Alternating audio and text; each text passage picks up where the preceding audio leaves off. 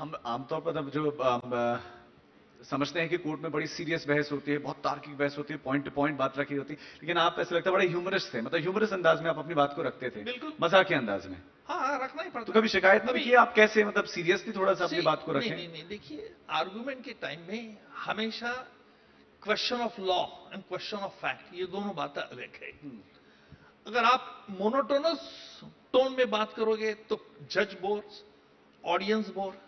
और हमारी जब केस चलती है, जब मैं केसेस जो चलाता हूं, वो बहुत पब्लिक सेंसेशनल मैटर्स रहते हैं, ऑर्डिनरी केस तो रहते नहीं। जहां भी जाता हूं वहां पब्लिक ऑडियंस रहती है कि केस सुनने में क्या है, और लोगों के दिमाग में जो बॉलीवुड पिक्चर्स में दिखते हैं कि उसको नाटक ड्रामा, हाँ। वो सोचते हैं कि इस प्रकार, ऐसा तो कोर्ट में कुछ होता नहीं है।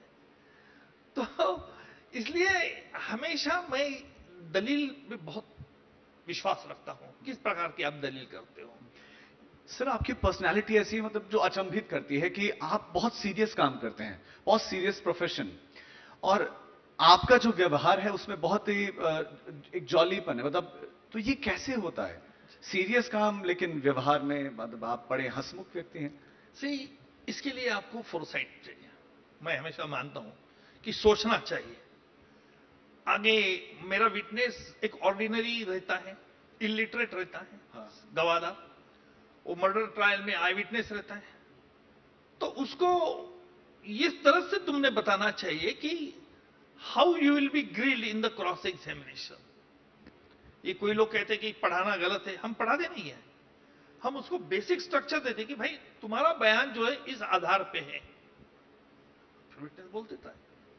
सर अब एक आखिरी सवाल, चूंकि जो समय है समाप्त हो गया है। क्या? राजनीति रास आ रही है आपको? क्या कह रहे हैं? राजनीति रास आ रही है, अच्छा लग रहा है अब आपको? राजनीति रास? हाँ, राजनीति पसंद आ रही है आपको? अभी बहुत सवाल ही आपने पूछा। नहीं, मैं तो कभी राजनीति में उलझा नहीं हूं, to be very honest with you.